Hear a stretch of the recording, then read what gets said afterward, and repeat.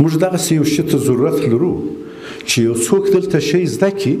او یو 6 میاشتې و یو کال 2 کاله ډېر اوږد نه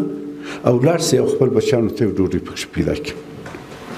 موږ داسې یو شي ته ضرورت لرو چې هغه یو کال 2 زحمت وکاږي او د پردي چې موږ یې د ټکنیشن په حیث راولو د هغه ځای ونیسي. موږ د یو داسې چاته ضرورت لرو چې زموږ فابریکه والا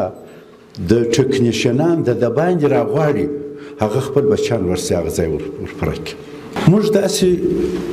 کسانو ته ضرورت لرو چې په لږ وخت